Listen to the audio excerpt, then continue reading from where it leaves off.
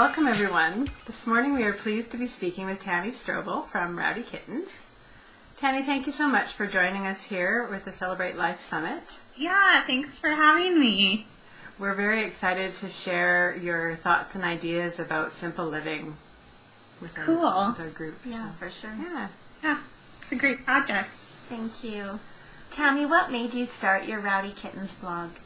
Well, I was working a day job, and part of that job was actually blogging. Like, I did a lot of policy writing, and I tracked legislation and all that kind of stuff. So my boss was like, well, we should really have a blog so that, our members stay updated on what's going on in the legislative world. And I was thinking, this is really interesting, and maybe I'll start my own blog. So I didn't start it right away. I let it mull over in my brain, and probably 3 months later I started Rowdy Kittens, and I had no idea what I was doing. Like, it was just random posts and with no focus, and then I started writing about simple living. So awesome.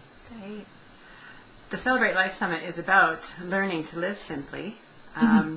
It's about deciding to let go of the stuff and really celebrating life.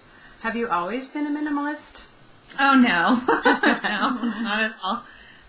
Prior to downsizing, I had a lot of stuff, big apartment, 2 cars, kind of, I guess, a typical American, although I always hate, classifying people that way, but I just had a lot of stuff, and this stuff was weighing me down. I felt just heavy, and I was depressed, and I don't know. So getting rid of all the stuff and the debt and kind of refocusing my priorities was really helpful. So awesome.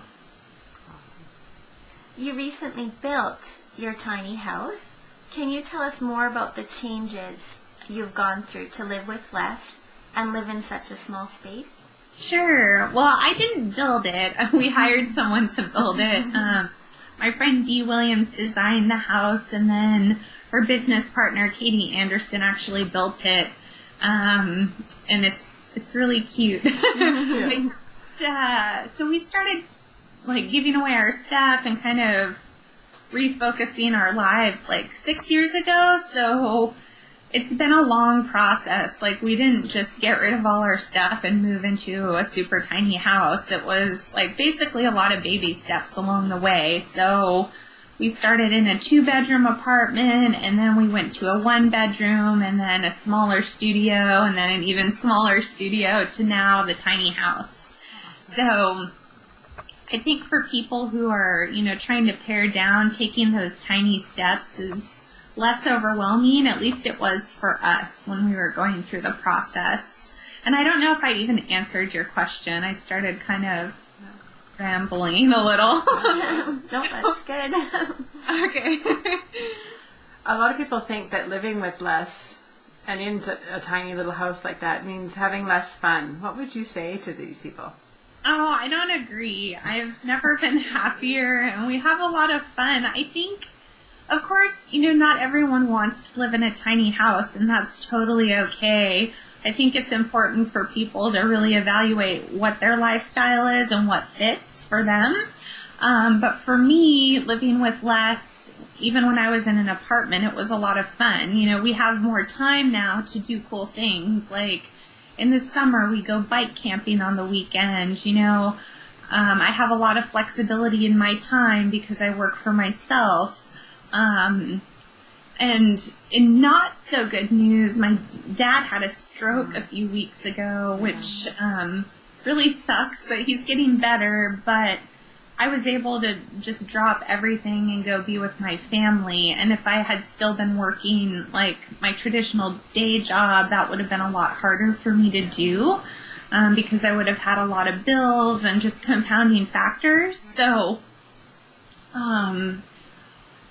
I don't know, simplifying has helped me reprioritize my time, and I love being with my family, whether, it's good times or bad times, and I think that's important in terms of focus for me.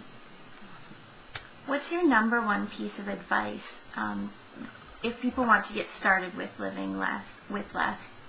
I would again, go back to taking baby steps, because if you take small actionable steps like along the way, it's going to be less overwhelming. So for example, you could look at what's in your house, like all your stuff, and if it's filled with clutter, you could say, well, I don't think I can tackle this whole house at once, but maybe you can start with one room, like your office, and give 10 to 20 things away a week to your local charity or to friends who might have use for your extra stuff that you no longer need, and then kind of continue that process with the rest of the house. It will take longer, but it's less overwhelming, and it's a strategy that Logan and I used when we were getting rid of clutter. So, and I think the baby steps can be applied to anything, like with time management, career, all of that. So, cool. You've gotten a couple digital detoxes. What are some of the ways that you unwind and take care of you, and how does someone that writes a blog, disconnect from the web? So for a long time, I was really addicted to checking my email every half hour, like what's going on my email, and I realized that habit wasn't a good one. Like, I love getting email. It's one of my favorite things, and, checking Twitter and stuff like that. But I also don't want to spend my life on the screen. Like, I volunteer in my community. I have friends and my husband that I love to hang out with. So when I find myself like getting sucked into the internet vortex, I kind of take a step back and just turn it off and go outside and make time for a friend and have coffee.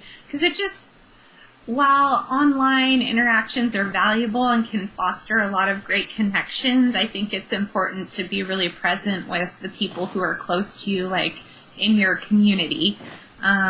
So, I don't know, again, like with the sabbaticals, I started small, like, a half a day, and then I went up from there. So, it's definitely doable depending on your life circumstance.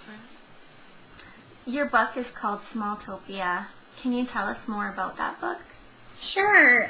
So that's one of my ebooks, and it's basically focused on creating a small business. And I used a lot of the tips that I talk about in the book to create my little writing business. And with Smalltopia, it's filled with a lot of micro actions that really focus on those tiny steps to get people going. So, yeah. Awesome. Yeah, tiny steps are the ways to do things, right? The baby steps.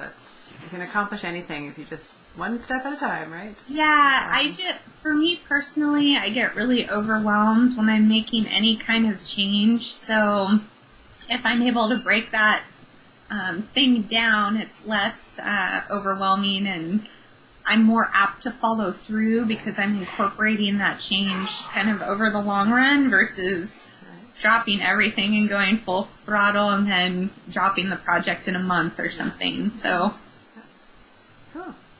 Is there any other things that you'd like to share with the viewers of the Celebrate Life Summit? I don't know. Just have fun.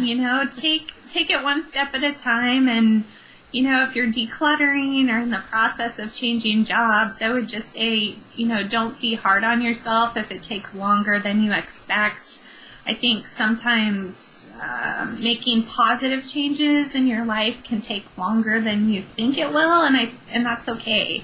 I think our culture goes so fast that, if you don't do something within like a month, people are like, oh no, I'm a failure, and I don't think that's the case. So, awesome. Great advice. Cool. Well, thank you so much for joining us here today, Tammy, and we look forward to reading more on Rowdy Kittens. Thanks for reading.